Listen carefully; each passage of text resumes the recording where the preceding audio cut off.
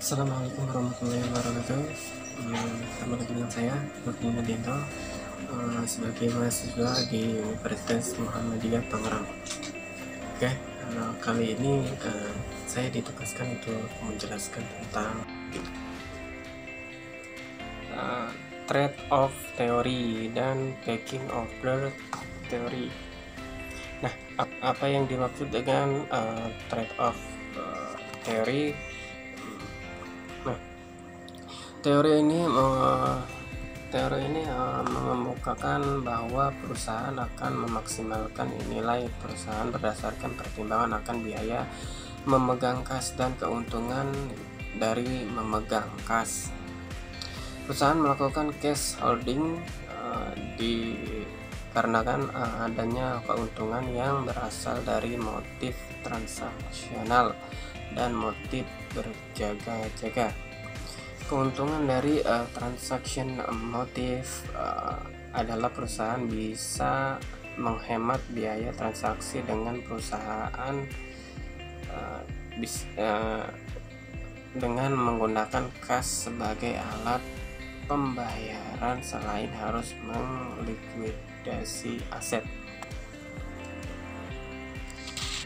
Titik fokus trade-off terletak pada pengembalian dan resiko. Manajer keuangan harus dapat menemukan neraca yang dapat diterima antara memegang kas terlalu banyak dan terlalu sedikit, karena investasi kas yang besar dapat meminimumkan peluang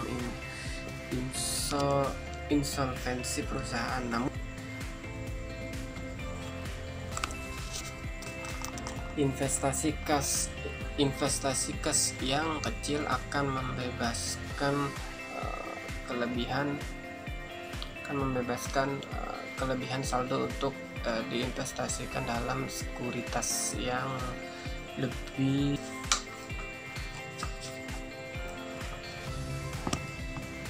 packing order teori berlawanan dengan trade-off teori. Packing order teori menganggap bahwa tidak ada tingkat cash holding yang optimal, tetapi kas memiliki peran sebagai penyangga antara laba ditahan dan kebutuhan investasi. Dengan ringkas mengikhtisarkan teori packing order sebagai berikut. Yang pertama, perusahaan menerapkan kebijakan dividen. Keon et al. Tahun 2000 dengan ringkas mengikhtisarkan teori packing order sebagai berikut. Yang pertama, perusahaan menerapkan kebijakan dividen untuk kesempatan investasi. Yang kedua, perusahaan lebih suka mendanai kesempatan investasi dengan dana yang sepenuhnya dari dalam dulu, lalu modal keuangan eksternal akan dicari. Yang ketiga,